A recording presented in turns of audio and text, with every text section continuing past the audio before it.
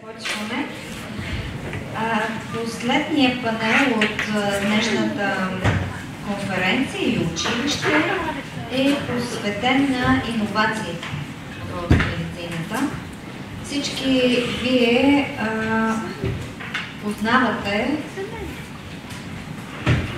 новия ни симулационен обучителен център. Нашите гости от чужбина имаха възможността вчера да видят с какво разполагаме. Предполагам, всички сте наясно, че визията за този център, идеята, реализацията бяха възможни благодарение на подкрепата на нашия ректор, професор Костянев. И не случайно той е първият лектор на днешното заседание и каня професор Костянев да изнесе своята презентация. Заповядайте.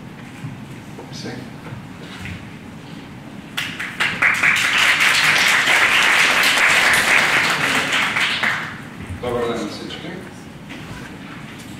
Събота, следобед, последна сесия. Обикновено по това време на конференциите присъстват само лекторите и техните предложители.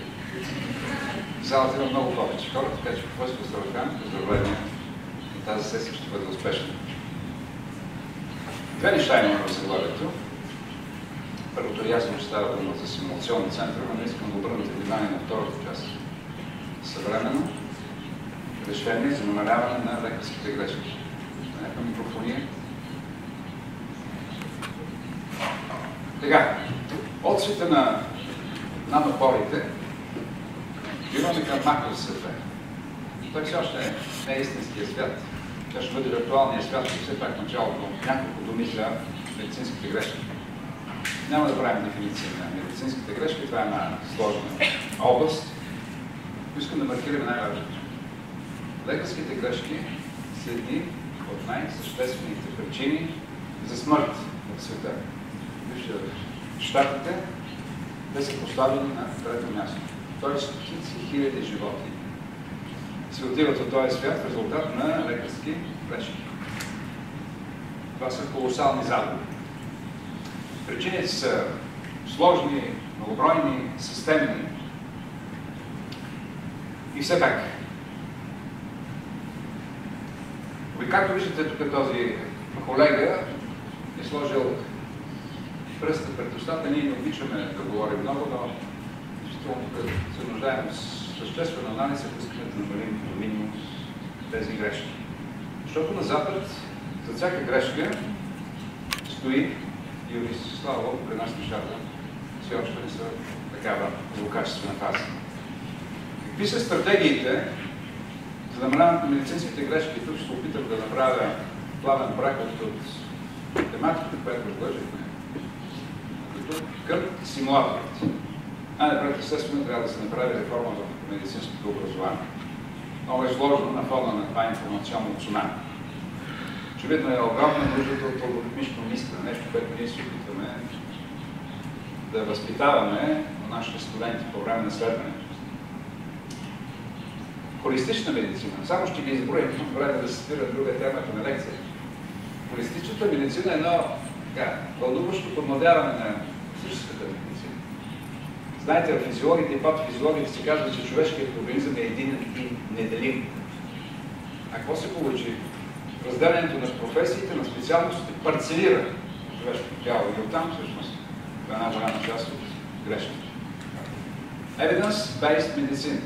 Именно evidence-based, а не pharmaceutical-based medicine, както е на практика. И тук няма да се впусна подробности, само ще кажа, че освен от evidence-based медицина, ние се нуждаем и от empathy-based медицина. Персонализирана медицина, това, което е темата на днешното училище. Така успешното второ училище по персонализирана медицина. Разбира се, симулационни тренировъчни центрове, ще разберете защо те имат пряка връзка, директен контакт с персонализираната медицина. Има и други. Холистичният подход всъщност е основното оръжие на алтернативната медицина. Ще ви дам на вас да разсъждавате върху другите възможности. В всеки случай това са едни от основните стратегии за намаляване на медицинските грешки. Но да се върнем на симулаторите. Искам най-напред да започнем с речника на българските думи.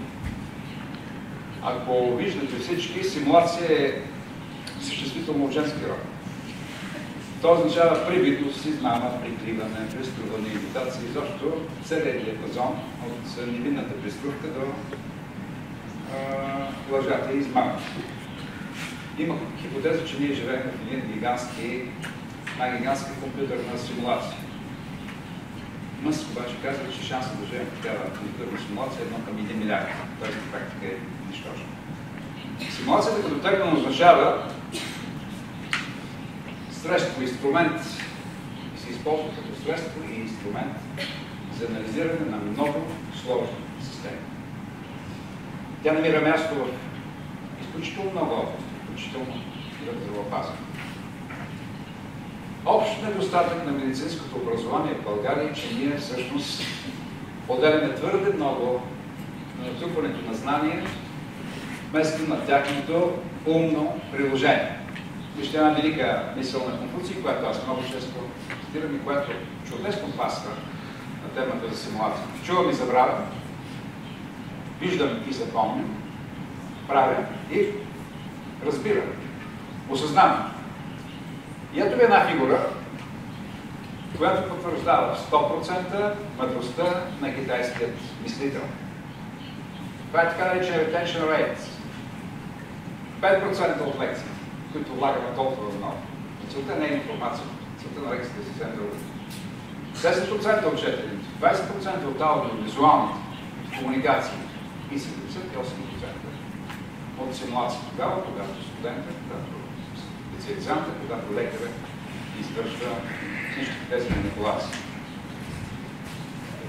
Изключително мъдра мисъл. Този слайд е много важен за концепцията за симулационните центри. Живеем в дигитално време и обучаваме дигитално поколение. Това бъде до конфликт на поколението. Нещо повече, конфликтът става още по-голям, когато дигиталното поколение на 21 век се обучава от преподаватели от 20 век и използвайки методите от 19 век. Надявам се, че медицинския университет не е така. Но младите днес действително са и визуални мислители, и виртуални изпълнители, това е лошо. Живеят в един втори свят, те са регионирани в известна степен IT пленници. Истината е, че в света се извършва една гигантска, огромна дигитална трансформация и този, който не се съобразява с това, така, ще бъде отминат и задминат. Още един слайд концепция. Искам да ви убедя защо е необходимо да правим такива симулационни центрове. Тези, които са чели патополитмите, може би са срещани там фразата, че концепцията всъщност това е признание, че някой е опел конците. Или че някой се опитва да оплете кошницата си. Така или иначе, концепцията за симулационния тренировъчен център включва три неща. Този център трябва да покрива изискването за безопасност и високо качество в обучението на студентите. Второ, това, което е изключително важно, да позволява по-бързо придобиване на умения в различни сфери, мултидисциплинарност, нива на трудност и екипно обучение, което е много важно за бъдещата работа на ректора. Интерактивните системи на разбор трябва да позволяват да осигуряват постигането на напредък и индивидуални цели. Така че симулационните центрове са всъщност персонализирана медицина, но малко много по-широк смисъл на тази дума. Няколко думи за различните видове медицински симулатори. Вие ги познавате много добре. Животинските модели, които стават все по-малко и по-малко, но които все още се използват в голямата Big Pharma, имат сериозни предимства като реализъм, така, с тях могат да бъдат моделирани различни патологични процеси. Животните обаче имат различна анатомия, никога модела не е също както човека. Там има много етични проблеми, етични въпроси. И етичните комисии в тази област се превръщат в една от пречките за бързото развитие на медицинските знания. Синтетичните модели, ще видите, ние имаме в нашия симулационен център, те са идеални за тренирането на отделни стъпки, за усвояването на различни сръчности, способност на хирургичната медицина. И стигаме до симулаторите за виртуална или подсилена, разширена реалност, които благодарение на съвременните компютри успяват да осигурят един изключително високо ниво на графичен реализъм и нещо повече, така наречена тактилна обратна връзка. Тоест, лекарът, който работи с инструменти, все едно, че е при реални условия. Всеки един от тези инструменти си има своите плюсове и минуси. Не знам къде да сложим това, което се използва изключително много на Запад. Студентите или така наречените мини болни, артистите, които са неизменна част от положението в клиничната диагностика, защото вие знаете, на Запад лекар да не получи диплома, да не получи съответните сертификати, няма право да се допусне до пациента. Така че има и такива видове симулатори. Така, почти всички от вас знаят къде е симулационният център, той е на нас. Това са 1007 метра разгърната площ. Винаги съм казвал, че в един университет се развива най-добре това, което е на почвата на обучението на студентите. И тъй по това всъщност ние създадахме този симулационен тренировъчен център. Две прекрасни зали по места, които са свързани, комуникират помежду си, комуникират с различните симулатори. И всъщност този симулационен център е оборудван с последно поколение високотехнологични манекени на Лаендар и хирургични симулатори на Симбионикс. Ще кажа по някакви думи за всеки един от тях, защото това е важно. А това, което видяхте горе, всъщност е логото на нашия симулационен център, съвременен лекар, стъпнал на интегрална схема и посредством нея в матрицата на виртуалният свят. Ето ви някои от синтетичните симулатори. Бенчтоп, Молдес. Тук студенти могат да тренират инвазивни процедури, шевове и апликации, т.е. всъщност да упражнят и извършват, да реализират своя студентски стаж. Могат да правят всякакви шевове, всякакви апликации, да монтират вени, артерии, да правят функции. Манекените са изключително дорако-устойчиви и това е едно от най-често използваните моменти в нашия център на този етап. Второто, по-сложното ниво, това са синтетичните симулатори. Това са вече електронните манекени. Може да речем и биороботи, защото те пъшкат, плачат със сълзи, изпотяват се, имат денешни реакции, имат дишане, кървят, раждат, симулират най-различни жизнени функции. Това е първото ниво всъщност на симулационният център. Тогава отиваме към хирургичните симулатори и после към телевизионните. Ето ви няколко варианти на манекени. Благодарение на тези симулатори ние мисля, че успяваме да решим проблема с обучението в успешна медицина. Това е един кардинален проблем. Там, където животът виси на косъм, лекарите и студентите трябва да имат самочувствие, трябва да имат умения. Това е хилесовата пета на младите лекари. И аз много се надявам, че с тези симулатори ние ще решим успешно този проблем, още в трети и четвърти курс. Там, където тайминг и everything, където всичко виси на косъм и всичко е въпрос на секунди, знаете. Говори се за златни, платинени минути и така нататък. Това е вече въпрос на другите дисциплини. Тук всичко могат да правят студентите и да канулират и да ресусцитират. Ето един от големите манекени, казва се Симмен. Трудно се вижда отдалече, но искам само да погледнете на този монитор. Това са жизнените показатели, които ние регистрираме при този пациент. Кавички. Тук виждате електрокардиограма, има сърдечен пулс, има сатурация, има дишане, дихателна честота, има капнограма, могат да бъдат извадени инвазивни кардиологични показатели.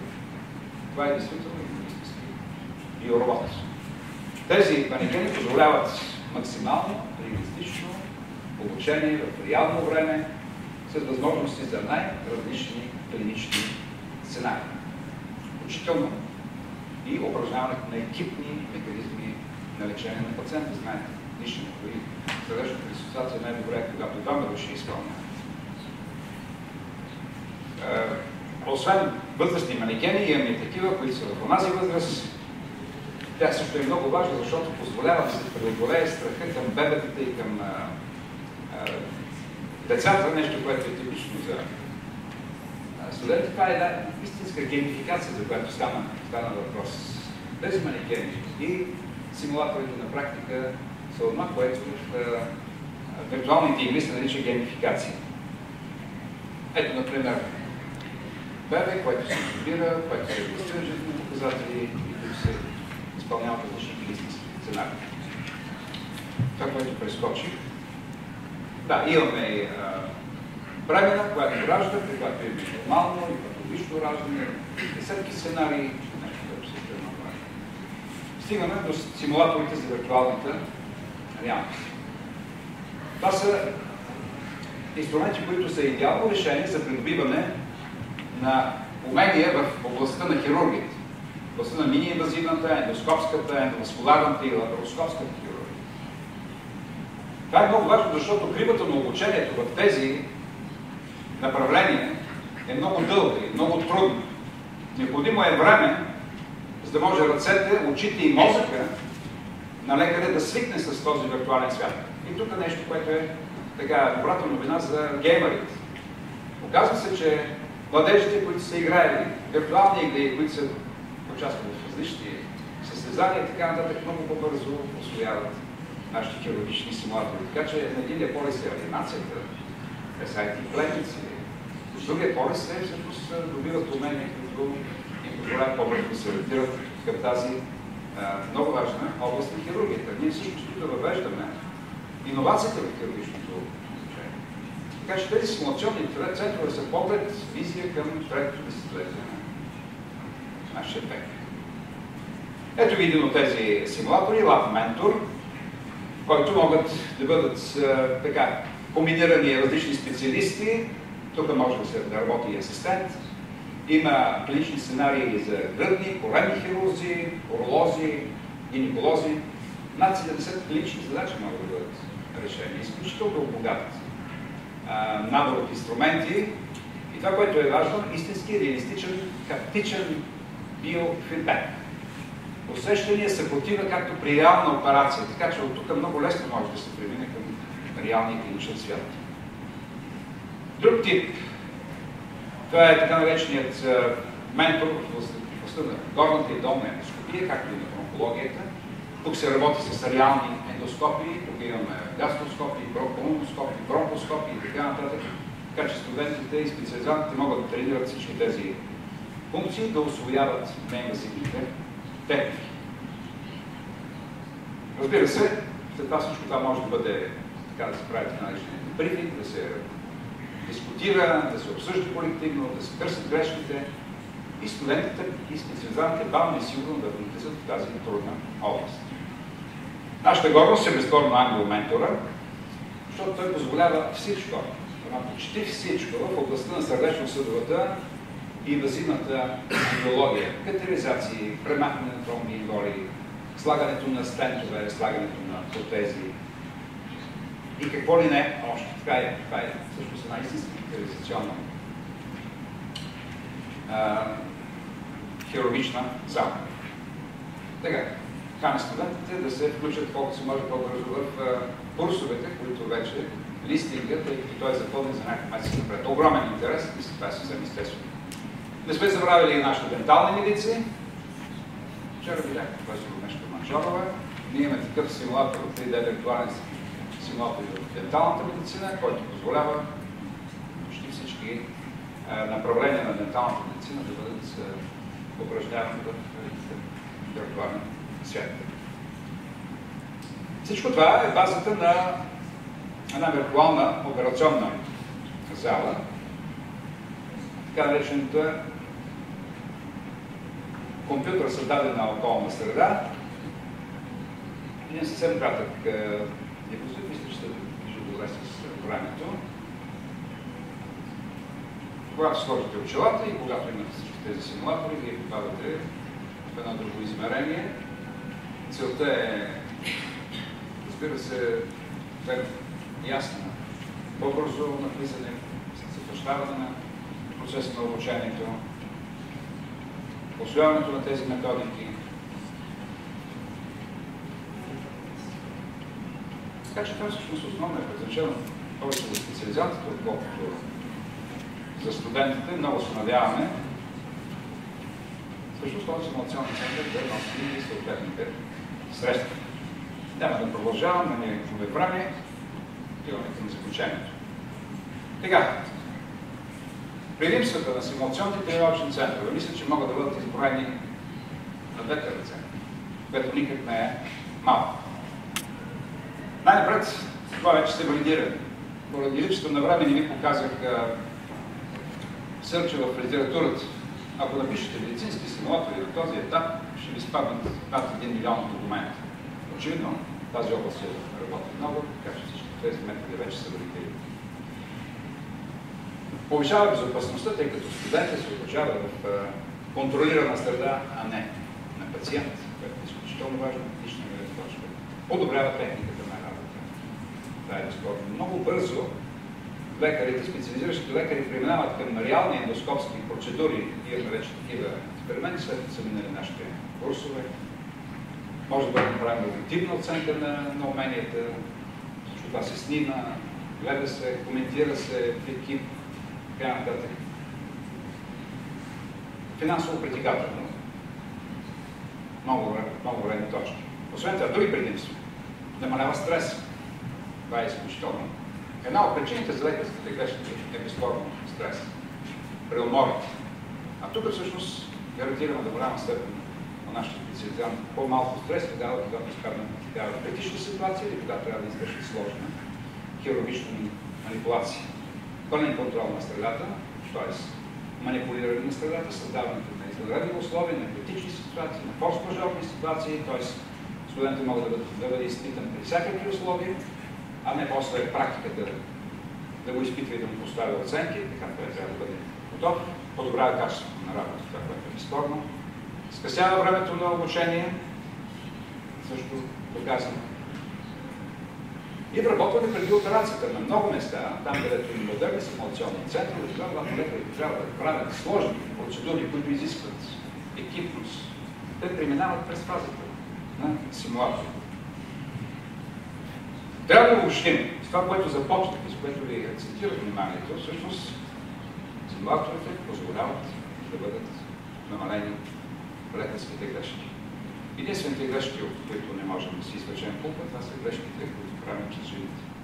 Така, обаче всички тези неща, за които говорим, имат един сериозен проблем. Това е голямата цена на тези симулатори. И разбира се, пред последния слайд, заслужават ли си симулационните тренировъчни центрове високата цена? Какви отговори, колеги? Разбира се, че да. Заслужават се. Дори само заради обучението в спешната медицина, дори само заради обучението в мини-инвазивната хирургия, те заслужават своята цена. Това е всъщност преход към 3D принтирането, към роботизираната хирургия, към изкуственият интелект. Изобщо от книгите през електронните носители към молекулярните биологични рекорди. Това, което всъщност е на дневен ред, е комбинирането на симулаторите с 3D принтирането. Отново ще чуете някакви прекрасни. Не само за биопринтирането, но и лекарствата и принтирането в областта на различните стентове, протези, механичните части. Много често, това е само като клише, но не представям да я повтарям, бъдещето в медицината е на онези дисциплини, които започват с представката ре. Това са регенеративна медицина. Това са рехабилитационна медицина. Репродуктивна медицина. Токата и фуга в Рединова от Бах. И така нататък. 3D принтерите вече ги има в космическите станции. За това ще говори професор Сърдокавен. Те са там част от инвентара. Тези 3D принтери могат да произведат абсолютно всичко на базата на дигиталната информация. Иначе пренасянето на една част е безумно скъпо. Ето това е всъщност тежките, големите операции, разделянето на сеансските близнаци, комбинираните операции. Примахването и трансплантацията на няколко органи минава през фазата на дигиталния свят. През 3D моделите, симулацията и съответно на тази база се правят стентовете, протезите, особено когато става въпрос за много по-сложни реконструктивни операции и в крайна края ще се прави актуалната процедура. Това е вече настояще, това не е бъдеще. Знаете, в България се правят операции по този начин, в такива екипи. Тази година, лекар на годината, стана един наш колега, който всъщност работи точно по този принцип. Комбинира симулациите с 3D принтирането и по този начин правят конструктивни операции, възстанови чак. Така, безспорно, правим плавен преход към следващата лекция. Мисля, че таймингът е добър. Най-добрият 3D принтер, безспорно е майката. Така, от флашката, ДНК на гаметите и ресурсът на майчената отроба се сътворява най-съвършеното същество на Земята. Ние сме, скъпи колеги, на прага на времето, когато бъдещите книги няма да бъдат писани вече на електронни носители, а ще бъдат писани на най-съвършената биологична книга ДНК, за което толкова лекции чухте днес. И тъй като казахме, че е приоритетен при майката, ето е моята внучка. Радиостанция Градина, преди година и половина. Така че, благодаря за вниманието.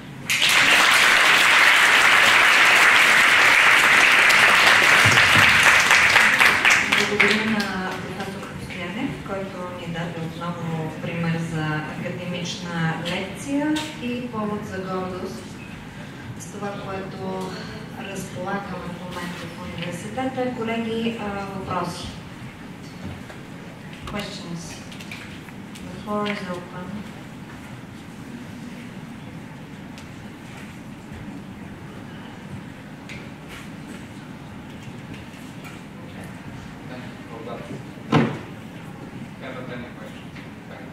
Там професор Карабля.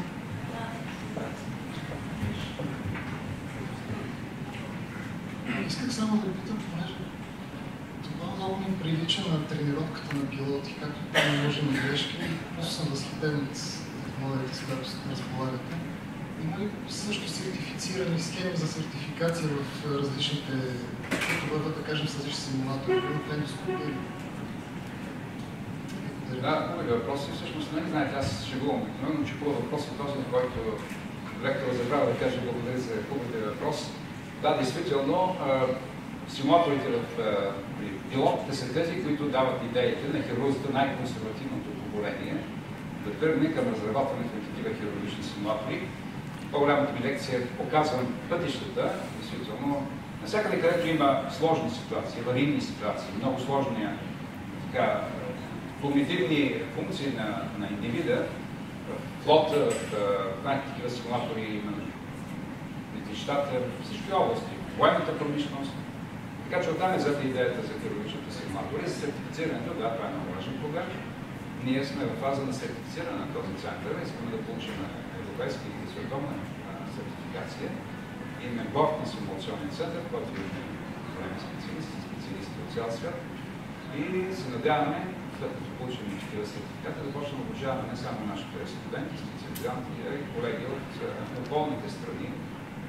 И тогава всъщност този център ще започне да печели, защото тези инвестиции, освен че дават прекрасен материал, така като възможности и способности на студентите, трябва да вкарат и инвестиции.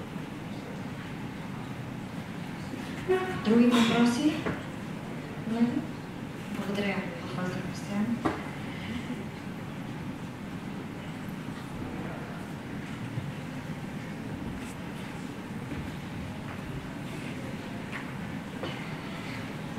Уважаема аудитория, въпреки че българският ми език е далеч по-добър от английски, поне така си мисля, ще изнеса тази лекция на английски език. Моите студенти знаят защо. So, 3D bioprinting in oncology. As an academic teacher, I'm convinced that putting the right questions is much more important sometimes than providing the answers. So the title of my presentation is actually a question. So I will try to put several questions, basically why, what, and how, and I hope that by the end of the lecture I could possibly provide some answers, hoping to provide the right answers. So we shall see what bioprinting is, what are 3D technologies, why do we need them, and several other questions that I shall discuss later. Here you see some awesome objects, but I don't know if that you realize that all of them are 3D printed. Most of our favorite Lego toys and the toys our children are playing with nowadays are 3D printed. Most of the Disney characters as well. And since 2013 we have the first printed car, the so-called Euro B. It is the greenest car in the world. It works with electricity, its backup is ethanol, and it was produced just for 100 days. Now there is a novel model, Euro B2, in some countries considered as a motorcycle because it has 3 wheels only. But life is changing. And 3D bioprinting is changing the world. Here is a case of a baby that was born with 4 heart defects. And in Louisville University Hospital, a 3D printed heart for this baby was produced just for 20 hours with the cost of $600 only. And this baby got that heart transplanted without any other complications. In Wales, a few years ago, a motorbiker had a crash accident and his skull and bones were totally crushed. His cheekbones, his nose, his jaws, his skull. And by 3D bioprinting and titanium implant, he recovered. Organovo, one of the biggest producers of 3D bioprinted materials, introduced a technique for production of organs and tissues. And here you see liver tissue samples that are produced for testing. And the producers claim that this tissue responds the same way as the normal tissue does to different stimuli, to different drugs. And it takes 30 minutes only to produce 24 samples. So isn't it a good way to perform medical testing and experiments? And so, what is 3D bioprinting? This is simply creating objects by layering synthetic or biological materials using an automated machine under computer control. And what's important here, we preserve self-function and viability, really very crucial issues. What do we need to do bioprinting? The model or the template, that is usually the CT scan of the patient, a printer, something quite similar to the inkjet printers that we all use every day, but a bit different, an incubator or a bioreactor where to grow the cells, ink, as in all printers, but this ink is known as bio-ink, which you'll see what it is, and a binder, an agent, a substance that holds together the materials to form a cohesive whole object. Usually this is a liquid substance that under some stimuli hardens, and that's how preserves the function and the structure. What are the steps in 3D bioprinting? First, is the pre-bioprinting step, the preparation for the process. We need a CT scan or an MRI scan of the patient. Then a tomographic reconstruction is done. These images are sent to the printer. Parallelly, a biopsy of the organ is made in order to isolate cells, to multiply them, and to provide oxygen and nutrients for them. The bioprinting itself is the second step that requires the specific ink known as bio-ink. This is actually a liquid mixture of cells, of matrix, of nutrients, and it is placed in a printer cartridge the same way as in a printer that we use every day. Then cells are dispensed onto a scaffold layer by layer to generate the 3D tissue, and it is grown in an incubator. Here you see in a printer like that, cells are layered between water-based layers until the total tissue or organ is built, or cells are fused together with hydrogel to create a tissue. Most people are familiar with today's inkjet printers. These are loaded with cartridges of ink that is sprayed onto paper to produce text and 2D images. In a similar fashion, future bioprinters will be loaded with cartridges of living cells. These will then be output from a bioprint head that will move left and right, back and forth, and up and down in order to produce a 3D object. Bioprinters will output many types of cells, as well as a dissolvable gel to support and protect the cells during printing. Organs will then be built up in a great many layers. Over several hours, a complete replacement kidney, liver, heart, or other body part will thereby be created.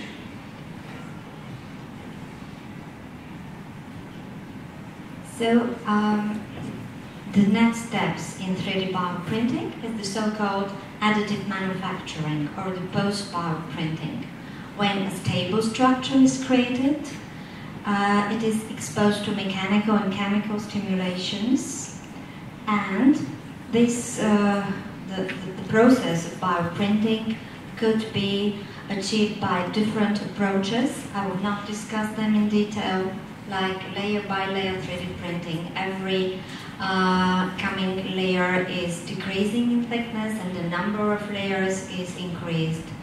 Or the material extrusion-based 3D printing, when the bio-ink is deposited like droplets through a nozzle, or light-based bioprinting that uses laser beams or stereolithography. Bio-ink spheroids, each containing tens of thousands of cells, are then injected into this water-based material. More layers are subsequently added to build up the final object. Amazingly, nature then takes over and the bio-ink spheroids slowly fuse together. As this occurs, the bio-paper dissolves away, leaving a final bio-printed body part. So, the most important question. As you know, the most difficult questions are why. To answer question why needs much more effort than answering what and when and how. Why do we need 3D printing in medicine? First of all, for regenerative medicine and transplantations. As you all know, the problems that we face with finding compatible organs for transplantation, it's really a huge problem. So bioprinting could help us resolve, at least partially, this problem. A very important application is in modeling diseases, because a lot of diseases with still unknown mechanisms, pathogenic mechanisms, need to be modeled, and 3D printing helps that. drug design and efficacy, extremely important point, especially nowadays when the pharma industry produces hundreds of new molecules to be tested. Personalized medicine, indeed, because 3D bioprinting offers a personalized approach for each patient, especially in some fields of personalized medicine, including oncology, and it is actually related with treatment. Here are some future applications. Some future bioprinters are likely to add cells directly to the human body. Sometime next decade, doctors may therefore be able to scan wounds and spray on layers of cells to very rapidly heal them. One day, keyhole bioprinters may even repair organs inside a patient during an operation. In situ bioprinting could even have cosmetic applications. For example, face printers may be created. These would evaporate existing flesh and simultaneously replace it with new cells. I hope this is the very near future. I will skip this slide because the next lecture will discuss in more details the 2D and the 3D cultures that are the basics for developing 3D biotechnologies. I would like just to share my personal experience and my fascination about that.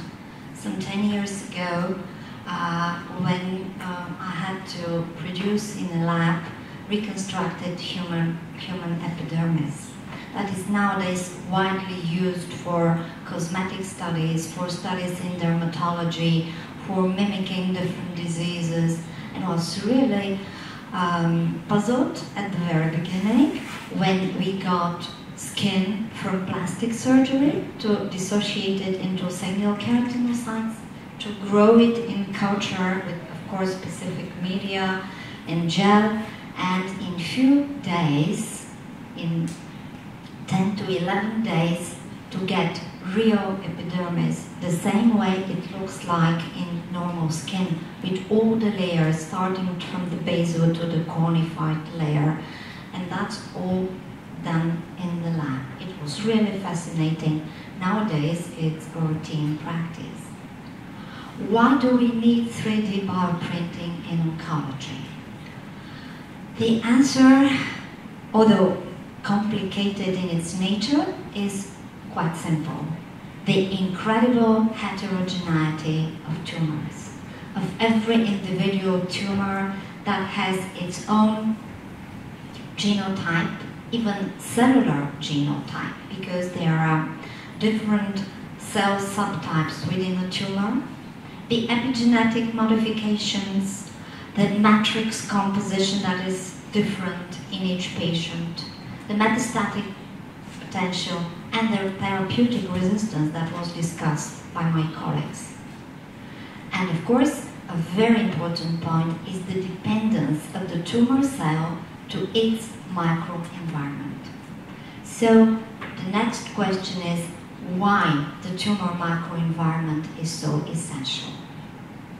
What it is actually the extracellular matrix, that insoluble structure that consists of stroma and fibroblasts, also adipocytes, endothelial cells, immune cells, a lot of soluble growth factors and cytokines. The extracellular matrix is the key aspect of the cellular environment, and it contains multiple molecules, and also it might inhibit or induce the behavior of the cancer cell towards metastatic and invasive phenotype. The matrix also provides the mechanical stimulation, the cell-to-cell and cell matrix interactions, the supply with nutrients, with oxygen, with cytokines. And of course, a very essential part is the tissue architecture comprising of blood vessels, because they are crucial for the development of the tumor. The 3D bioprinting of the tumor microenvironments is an important point because it mimics the tumor structures found in vivo. It's not just growing tumor cells on a flask, but you have the tumor environment for each patient specifically grown in vitro.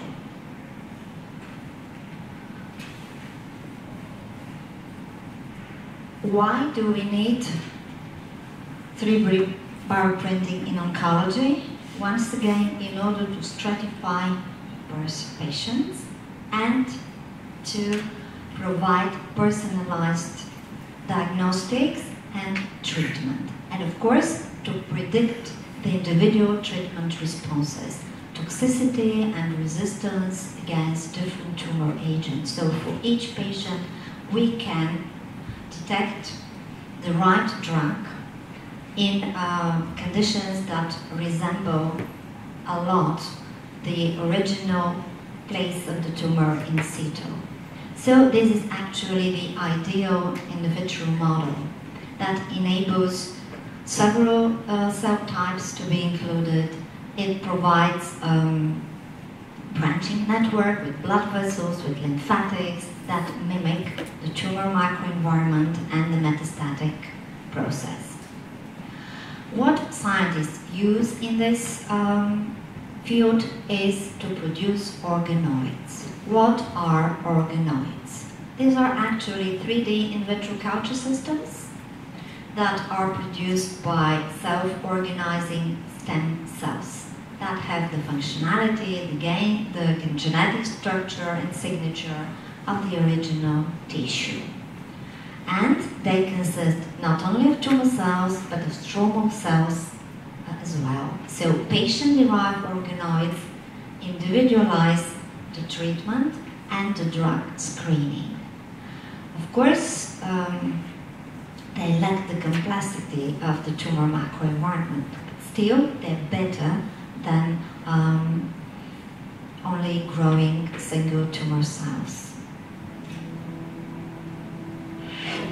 Every patient is different, and so is every cancer, which can exhibit various mutations, microenvironments, and responses to drugs.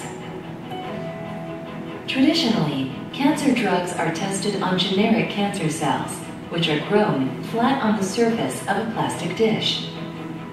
However, if we want to truly understand a tumor and how it might react to drugs, we must be able to recreate the environment and the tumor itself in a true-to-life form within the laboratory.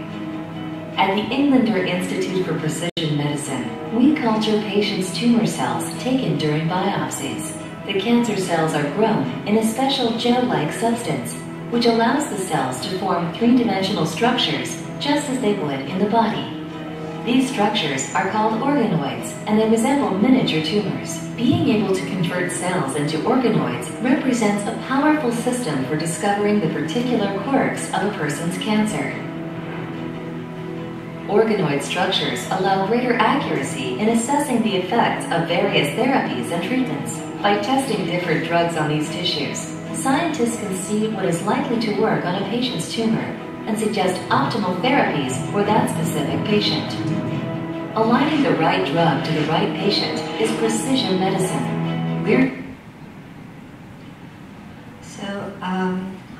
This is an optimistic slide here.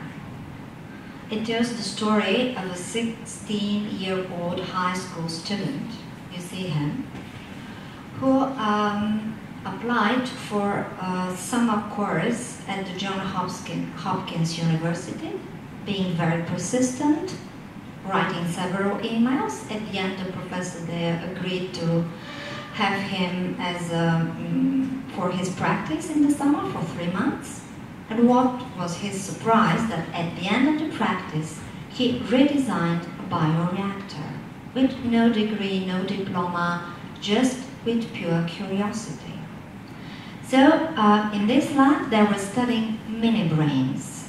These are mini versions of brain tissue based on pluripotent stem cells. that are able to send impulses, to secrete neurotransmitters, and to give similar reactions. And this young guy was able to reconstruct, to redesign that bioreactor to make it 5 times cheaper and smaller, just for $400.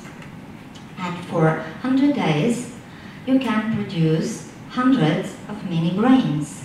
And this lab was studying the Zika virus and its effect on mini brains. Due to that innovation and to that student, and of course due to the efforts of the whole scientific team, they published a paper in the well-known Cell journal. So once again, it's an optimistic message to all our students. If you are persistent, motivated, and bright enough, you can make discoveries. You just have to know where to go and whom to contact. And now, here is the vision, my dream, my future vision for my department. And I hope if we have the possibility and the support, we can possibly do that. To apply 3D bioprinting in oncology and precision medicine. Here you see gut in a dish, what it is about. If we have a colorectal patient, for example, as you know, we do mutation testing in our lab for colorectal cancer. The tumor mass could be isolated, dissociated of the epithelium, organoids could be established and subjected to genetic analysis, to drug discovery and response, and to personalize the treatment for each patient.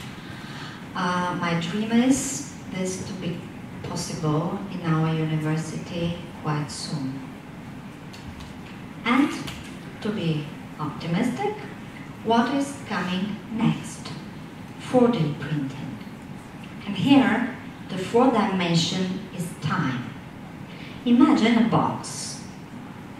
And imagine a trucking company that every day flips about 5,000 trucks a day, each of them full of thousands of boxes, each box full of different items. And you have to take the items, the objects out of the box, then to flatten the boxes, to send them back to the producer. There are other people to fold the boxes, and that takes about 500 people working in that company for $5 million per year.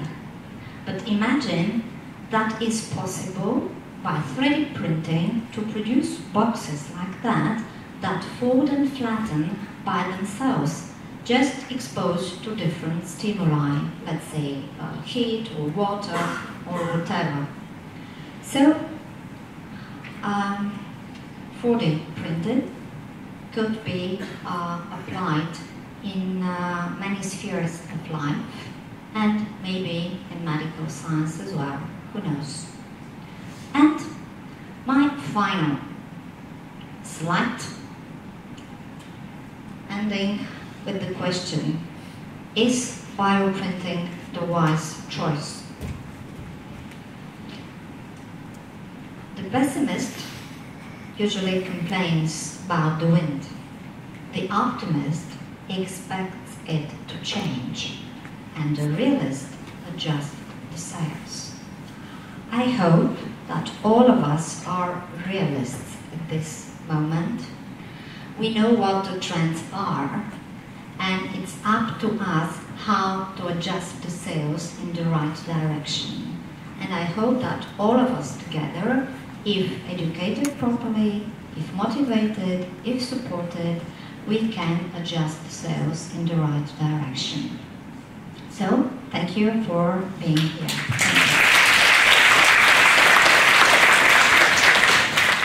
So, any questions? I hope that my students who might be shy to ask questions here, they will address me next week after the lectures, but still, if there are any questions, I'm ready to answer. Yes, please.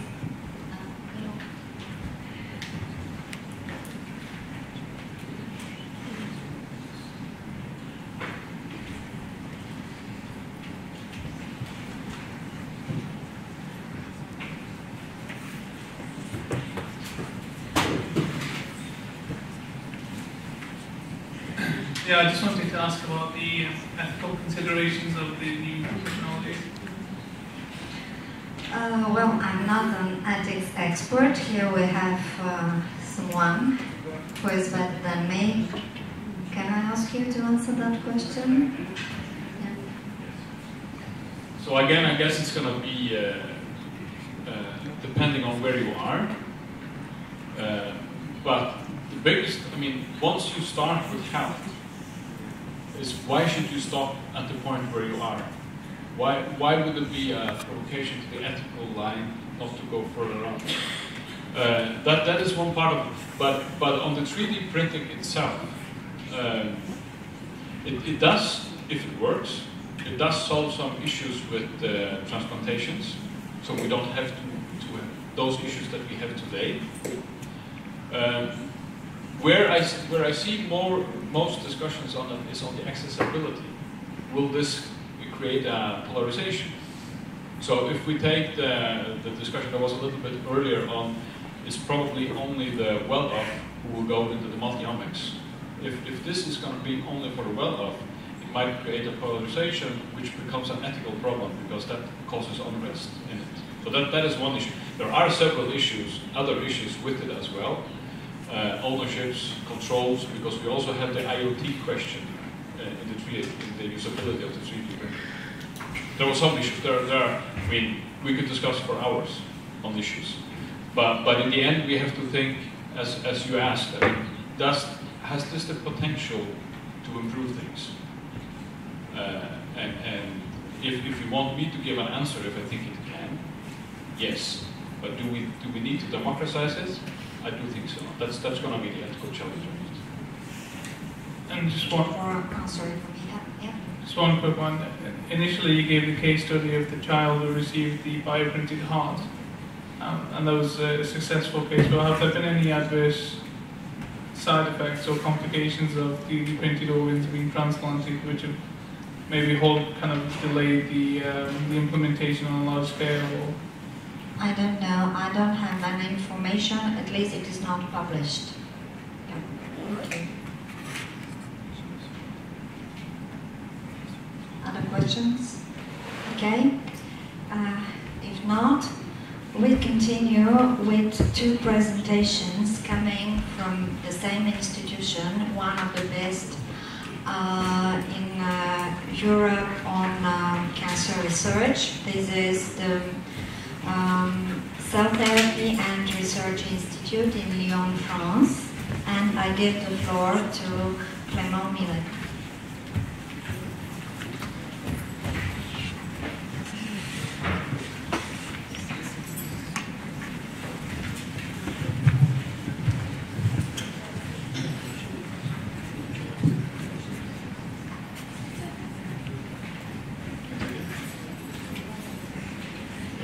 Thank you for a kind introduction.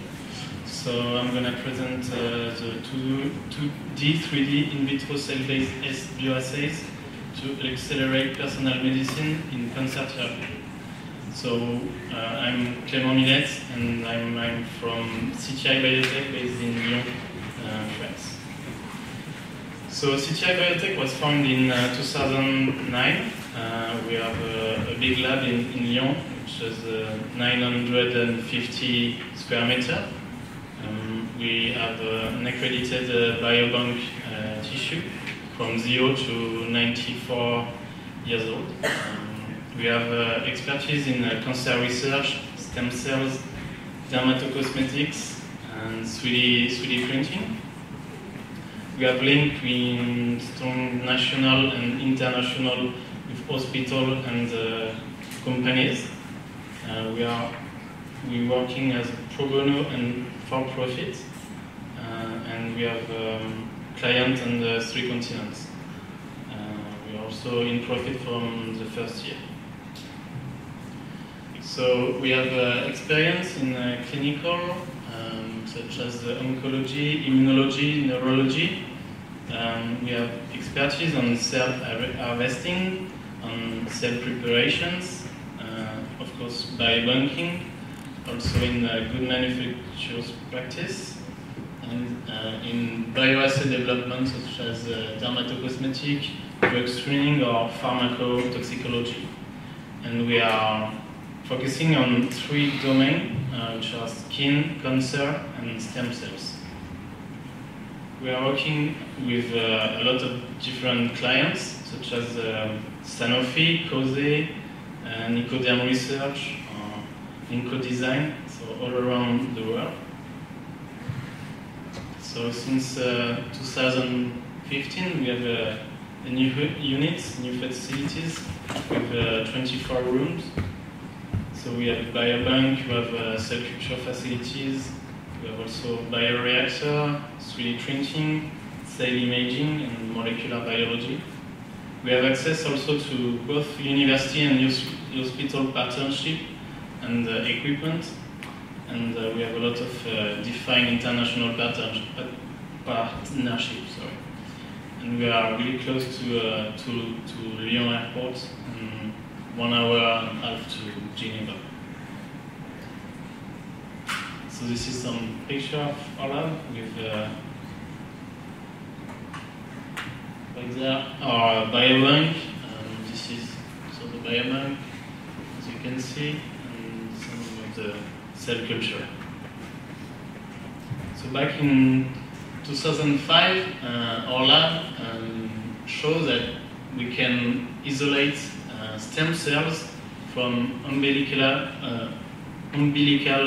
cord blood, and from this cord blood we are able to differentiate, to go into differentiation into neural cells in vitro, but also into liver cells, endothelial, pancreatic, and blood cells.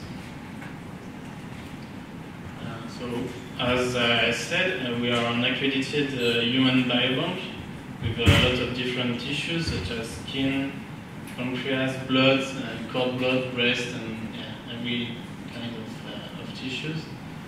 We are also the official cancer biobank for the National Emoji Project, and the aim of this project is to develop new predictive tools for personalized medicine in oncology. And we are working with 4 pharmaceutical companies, 6 small companies, and also 13 clinical research centers. So as I said, the goal is to develop new models for oncology research, and how it works is that we collect tissues from patients in a hospital, and we have a lot of data from these patients, and we try to develop both in vitro and in vivo models with those tissues. And we also have a lot of work on data mining and database. And this leads to test new treatments and go back to the patient. You have to understand that it's not benefit to the same patient. It benefits to the same group of patients of same group cancer. So how it works, so you have collection from patient, sample patients such as tumor, blood, stools, but also all the clinical histories such as treatment. So on 9 cancer pathology. So we develop both PDX models, so patient derivative xenograft. So you take a piece of tumor that you implant into mice, and you can test new treatment on these mice. We are also able to characterize the primary tumor and the PDX model with histology, polymorphism, and gene genomics. also pharmacology, and also on microbiota. And of course, we have to deal with a lot of data. So some companies that specialize in data mining, working to take all the data from this project. So to do so, we have a protocol to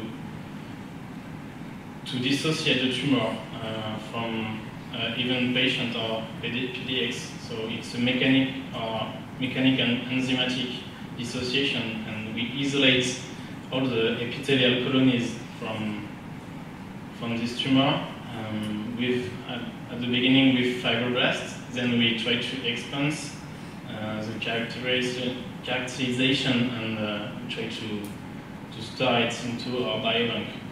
Then we try to select the tumor cells with immunomagnetic depletion of mice fibroblasts. And then we continue to characterize the cells and store it into our biobank.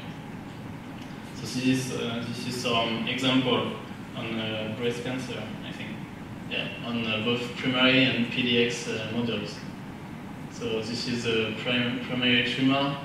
This is the cells at the beginning of the culture with some mouse fibroblasts, and then we deplete it, and we have only tumor cells. And then you have some example of characterization here in cytometry. Let's focus on breast cancer. So we try to characterize all the cells and the stools also and PDX, and we show that we have the same tendency on all this group in primary tumor, in stools and PDX models. We also do some genomics on these models. So just to show you that we are able to compare. We are able to compare between the beginning of the culture and at the end of the culture. So in two different models, we have almost 100% of similarity between the first and the last passage. And all this characterization and all this data taken from the patients are shown in some data sheets that all the partners of this project can consult. So you have a lot of information. So as I show, we are able to develop both cancer and cancer stem cell lines, also on cancer-associated fibroblasts on both 2D and 3D models. And we work on primary tumors and on PDX model. So this is the cytometer we use at CTI. So this is a BD5 glass with 3 lasers and 8 colors. We are able to characterize 10 parameters in the same time. And it's able to select cancer stem cells population or to quantify the murine cells versus the human cells in our models. For example, here in cancer stem cells, we are able to characterize and to show that we had a high percentage of cancer stem cells.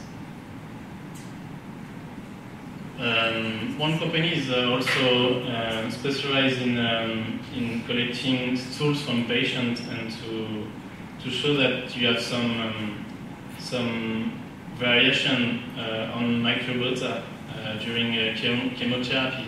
So we show that with chemotherapy on PDX and directly on the patient, you have some variation on the microbiota. also we develop PDX model with heterologous immune system. So you have a PDX model, so you have to take the tumor into a mice, and this mice have humanized immune system. So it's more accurate for the treatment. Also at CTI we have developed over 6 protocols for NK cell isolation and characterization using immunomagnetic selection and density gradient. So we are able to characterize cell count viability, CD45. So IMODI is a national consortium. The aim is to develop new predictive models in regard to specific clinical needs and diversity. We are testing in vitro and ex vivo bioassay, which are predictive for in vivo pharmacology responses. And we are also developing the second generation PDX with a human immune system for more accurate, precisely immuno-oncology therapies. We try to show also the effects of drugs on gut microbiota. So this is under analysis. So all this bioassay are valuable tools to study the tumor heterogeneity and to identify mechanism of resistance to treatments. So to finish, we are able to process the tumor to create new cancer models and also to create cell lines to do diagnosis on it. We are able also to analyze circulating tumor cells and to create personalized cancer tests for patient therapy, and also to produce NK and lymphocytic cells for pharmaceutical companies or hospitals. Thank you for your attention. Thank you for the interesting methodological aspects you provided. Is there any common observation on the effect of chemotherapy on microbiota? Does it depend on the type of the chemotherapy more, or it depends on the type of the tumor? Do you have any personal observation? I think it depends on both. It depends on the type of chemotherapy and on the type of cancer, because I haven't the data, but are there any common observation, for example, for colon cancer or for breast cancer or for whatever cancer? Any changes that are more specific for that type of cancer compared to another one? I'm not sure that all the data for all the tumors are. Okay, thank you. Sorry. Questions? Okay, no, thank you very much. And now comes the cherry on the cake, I think.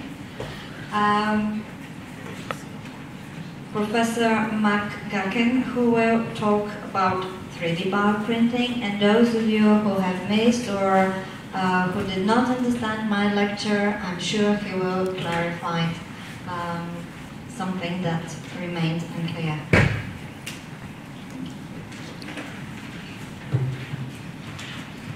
So, thank you very much for waiting to the very end. I'm almost tempted to sing for you before my presentation, but I will spare you from my terrible Irish singing. So, at CTI Biotech, we have quite a lot of different technologies, but I want to first tell you why I work in this area. So, this is Luke, and Luke was one of my patients a very long time ago, who was very clearly born with some differences. And you can see here that he was born actually without thumbs. And they had to actually remove and move his finger around so he could pick things up. But he didn't mind so much because, in fact, if you've ever seen any Walt Disney movie, Minnie Mouse and Mickey Mouse, they only ever have 3 fingers anyway. But in fact, his disability was very different. Because if you look at the bone marrow growing of Luke, and you look at normal bone marrow, you can see that he had a major problem. In fact, the problem was in his stem cells. He had some major abnormalities. And when you look at the stem cells of different people, at first they are very boring with a large nucleus and a very, very small cytoplasm. It's not until you do high definition analysis that you really start to understand the world of the cells. So here you can see one of the same stem cells, but you can see the very first molecules starting to be activated in the stem cell as it decides to move forward. Now in the children like Luke, they of course didn't really have that. It was not very active. And so we had to develop a clinical trial to re-stimulate his stem cells to grow. In this technology, we started to understand that we could stimulate stem cells to grow into many different tissues. And of course, across the world, many people are doing this today. But these technologies are very important to develop for the clinic, not just for research. So we also try to develop all of our tissues without animal products.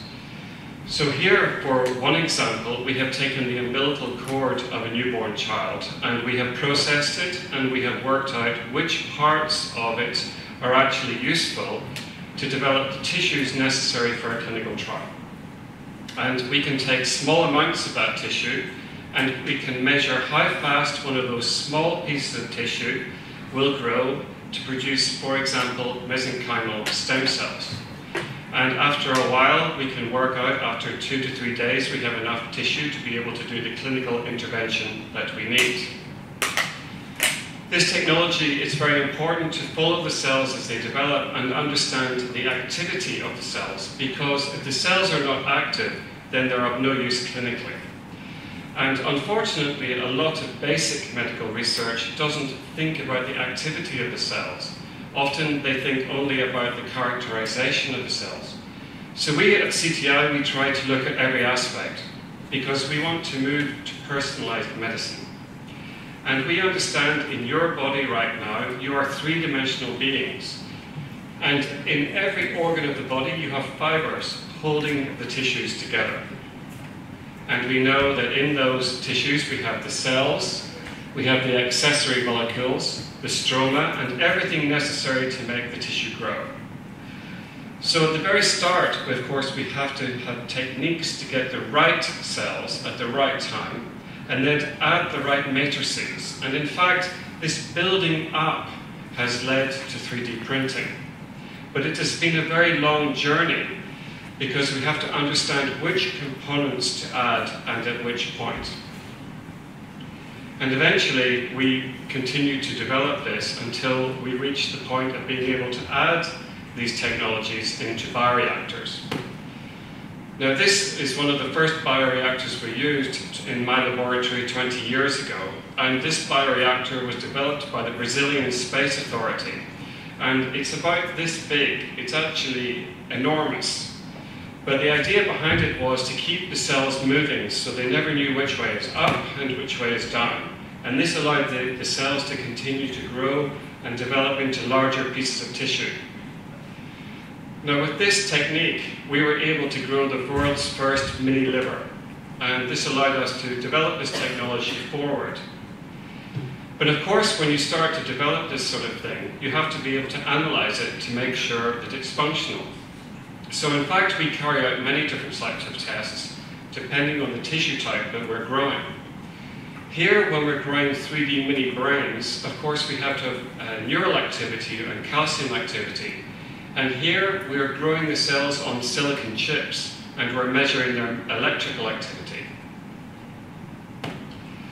Now, a number of years ago, 2004 to 2005, I worked with NASA in America to develop bioreactors that were more applicable for the human technologies. And with this, we were able to grow the world's first mini brains. And the idea behind this was to be able to take small pieces of tissue and grow them in 3D, just like they do on the International Space Station. Now, these bioreactors are exactly the same as the ones that are used on the International Space Station today. But it's not a very complicated technology. What we're trying to do is to mimic what you have in your brain, which is a three-dimensional tissue. And so here you can see, as the cells start to grow in 3D, they start to get bigger and bigger, but they stay spherical. They stay human and pathologically normal in their activity. And doing this, we can take these mini brains and we can use them to test drugs for Parkinson's and stroke and Alzheimer's, and to find out which drugs are right in the three-dimensional brain environment. Now, a number of years ago, we made stem cells into nervous tissues, and they are labelled in green, and we added these to the brain of a patient who had had a stroke. And the stroke tissue from the patient is in pink, and you can see here the cells that we injected into the brain tissue are actually beginning to communicate with the brain, which gives us some hope in the future that we'll be able to intervene in stroke therapy and perhaps Alzheimer's and Parkinson's with direct brain therapy. Now our technologies for 3D have become particularly sophisticated, and we're able to mimic 3D models of many, many human tissues. For example, this is a 3D sebaceous gland, which is affected when you have a burn on your skin. And so we work with a company in France called BASF to help develop products which help people who have burns. And in order to do that, we have to be able to make three-dimensional models of the sebal glands that appear right throughout your skin. And you can see here as we start to mimic it. But this shows us, as the professor was saying earlier, you have to be able to grow the cells in 3 dimensions. So it's not good enough just to grow things flat on a plate. You have to be able to really have good cellular activity. You have to have good cellular cohesion. And this means that you have to have the right biomaterial components inside the tissue. This is one of the critical areas. In fact, the biomaterials aspect of regenerative medicine is one of the most difficult parts, the chemistry. So we do this in a number of ways, and we build up the models from very small models through to bigger and bigger and bigger models. And you can see here at the beginning of the sebal gland model, we're mimicking in 3D and trying to work out which cells are the most important and which cells like to communicate together and still have cellular activity between each other. And this allows us to test different biomaterial components until we get the right combination for that tissue. Now, with the cancer projects, which are representing about 70% of our work at CTI, this is extremely important, because when you have a tumour, it grows in 3 dimensions. It doesn't grow flat on a plate. And one of the reasons why many drug chemotherapies have not been successful in the past is because they've been developed on 2-dimensional tissues in the lab. But in fact, your cancer tissues are extremely complex. You have the real cancer cells in the center, but you also have cancer-associated fibroblasts helping to grow. You have stroma, and you have different signaling molecules going on. And in some tumor types, you even start to get a polysaccharide mix all around the tumor, which even prevents the chemotherapy from penetrating into the tumor site. Now, so what we're trying to do is to understand which type of cancer it is, what is the model of that cancer size and shape, what are the components of it, and then trying to bring them together again to 3D print them into a realistic 3D model.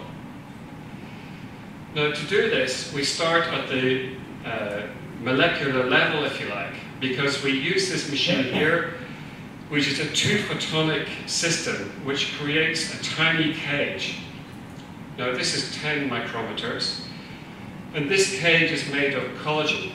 And so we're creating a cage which is then able to fit individual cells into the cage, and we grow those cells in the laboratory with a view that we can put the cancer cells at the center, and then we can put cancer-associated fibroblasts and other molecules all around it into a more functional system.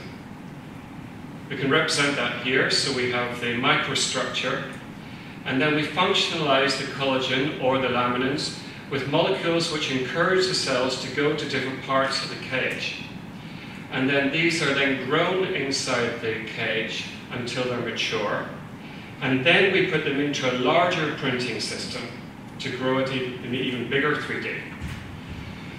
Now at CTI we have access to a number of different printer types. One of those is BioBots, and this is similar to Professor Saravan's video earlier, where you can extrude the cells directly into different shapes and sizes. So we take the small micro tumours that we produced, and then we decide on the shape and design of the overall size and shape of the tumour that we want eventually.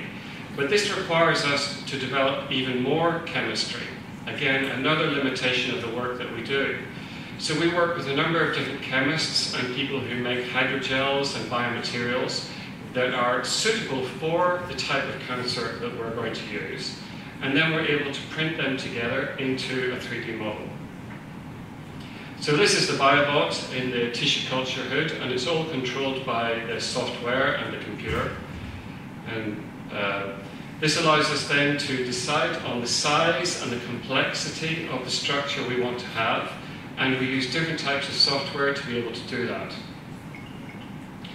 So here you can see a basic design, and here you can see the logo of our organization, CTI Biotech.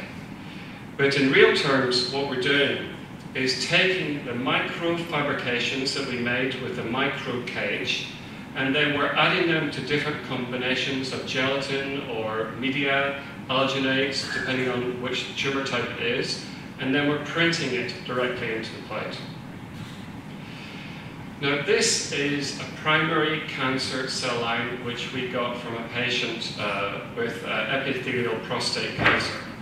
And we grew this directly from the patient for a number of weeks until we had the cancer-associated fibroblasts and the prostate cancer cells. We then put those together and then we're able to print them. So this is the printer in action.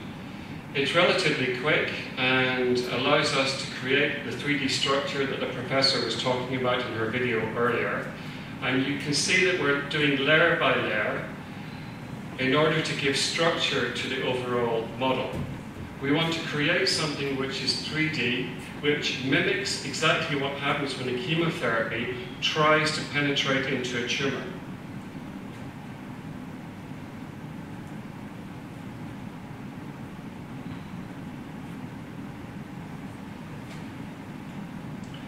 So what we can do then is create not just one, but we can set the printer running to create many on a plate. And eventually we have these little 3D structures which are actually 3D printed microtumors on a plate. And this allows us to screen many different chemotherapies at the same time. Now when you do histology on these, for example on one of our ovarian cancer models, you can see the 3D structure within the structure.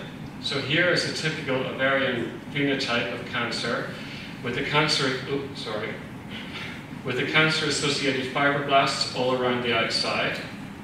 And then you have the cancer in the center. And then this is able to be screened for many different chemotherapy molecules to try to find what is appropriate for that particular patient. So thank you, that's 3D printing. Thank you. Great. Does the size matter of these 3D printed tumor cells in order to measure the effect of the drug compared to in vitro tumor? So, in vivo, I mean. Yes, so we try to create different sizes of cancer models through from microtumors through to real-sized tumors, so that we have an ability to work with companies and universities making chemotherapies which are either targeting the outside of the tumor or the first layer of the tumor or the very center of the tumor. Thank you. Questions? Yes.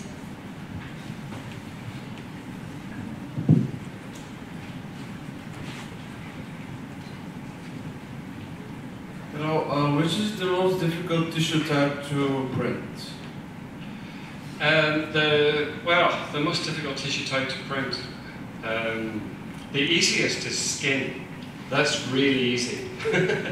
So we make skin all the time, and we sell it to cosmetics companies, and we use the profit from that to pay for our cancer research. It's one good way to bring money back into the university system, if you like. In fact, what's harder to print is large three-dimensional breast tumours, because the bigger the tumour it is, the more physiological it is, and the harder it is to keep it alive, because it's far away from the oxygen system of the culture. Other questions? Yes, please. An oncologist asking.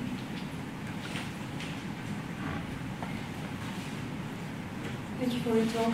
I would like to ask whether you have observed any heightened rate of spontaneous mutations in the printed cancer models compared to the original tissue. So we work with 14 different university hospitals who are used to screening on different pathologies. So for example, for prostate cancer, we work with the University Hospital of Toulouse, who are experts in prostate cancer. And so what they're doing is they compare the primary tumour that we collect to the basic two-dimensional tumour cells that we have, and then they compare it to the 3D. And after 5-6 weeks, you will get a heightened rate, but not in the first 2 to 3 weeks. Thank you. Other questions? Yes, Stefan.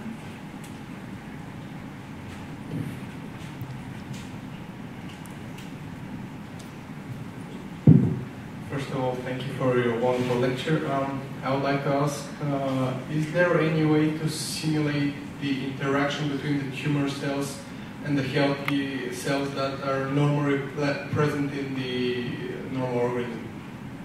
Yes, so for that, often when we get a tumour from a patient, we also get a blood sample or a bone marrow sample. Sometimes we also get a skin sample. And these are theoretically and pathologically normal. And so we can use stem cell technologies to mix the tissues together. We try always to keep the same immune phenotype together, so we're not really crossing patients together. But you can take normal and abnormal tissue, and particularly when it comes to liver cancer, that's relatively easy, because when primary liver cancer forms, you have some normal tissue and some abnormal tissue in the center of the tumor.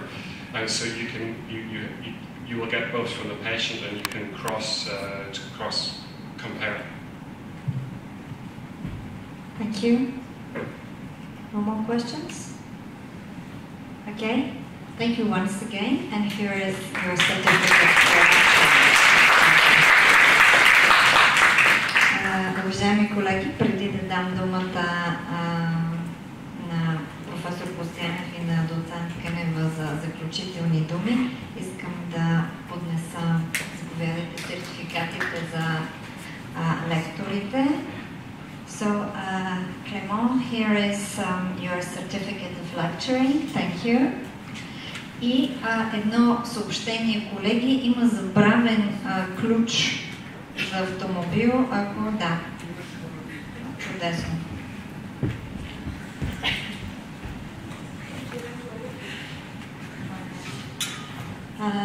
Професор Костянев, заповядайте.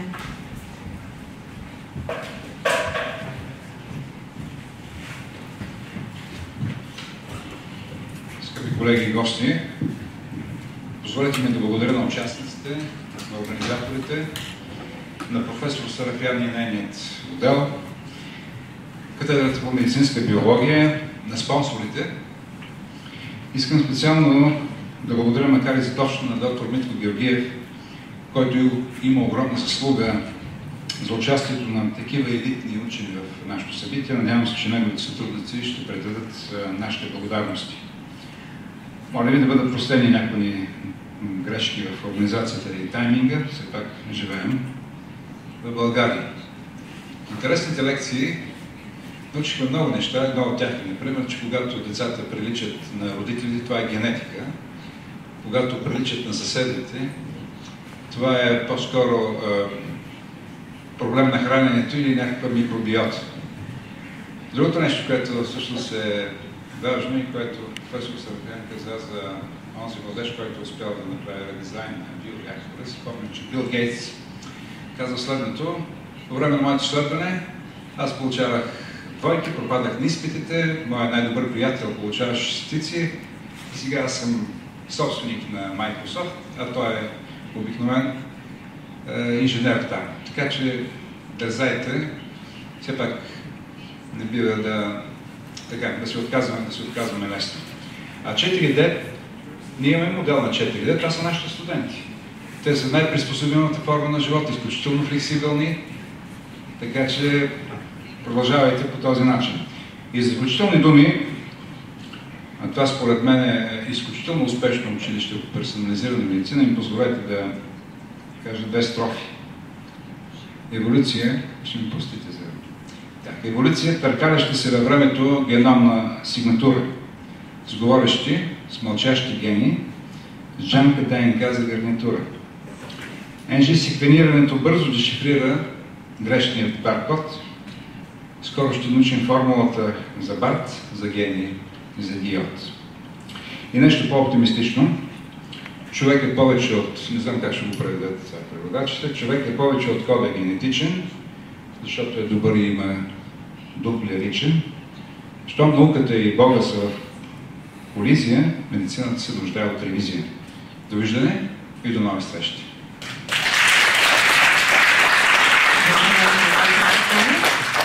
От името на Българската асоциация по персонализирана медицина, доцент Кенева, заповядайте. Благодаря. Скъпи колеги, скъпи лектори, уважаеми домакини, за мен е изключително удоволствие да благодаря първо, че съм тук и че можем да закрием изключително успешното второ училище по персонализирана медицина. Искам да благодаря на първо място на нашите домакини, на професор Костянев и на професор Сарапян основно, но и на всички вас, които стояхте до края. Очевидно ви е интересно. Това е много добър знак за нас, за Българската асоциация по персонализирана медицина, за това, че сме на прав път и че сме с самишленици, с приятели. Искам да ви кажа, че следващото училище по персонализирана медицина ще бъде посветено на вирусологията и се надявам да видя всички вас отново на следващото училище. Желая ви, както професор Костянев много поетично се вдъхнови от NG-секвенирането и от темата на нашата конференция, желая ви дръзновение, желая ви да не спирате да бъдете любопитни, любознателни, да усвоявате най-новите знания в областта на медицината в името на доброто и да ги прилагате в действие в истинския живот. Добър път от всички! Благодаря много. Още веднъж искам да благодаря на всички, които участваха в събитието, най-вече на лекторите, и предполагам, че аудиторията си дава сметка за високото ниво. Безспорно, но за това, че всички тези хора пътуваха за един ден да дойдат тук, да прочитат лекциите си и да пътуват, защото са изключително заети. Някои дори бяха за половин ден, само за да бъдат тук при нас, и те заслужават наистина нашето признание, уважение и благодарност. Така че благодарим ви от сърце, колеги, които сте тук като наши гости от чужбина и лектори. Нека да ги аплодираме. И благодарност към всички, към лектори и към аудитория. Закривам второто училище по персонализирана медицина и обявявам среща март месец в София, трето училище по персонализирана медицина, тема вирусология. До нови срещи!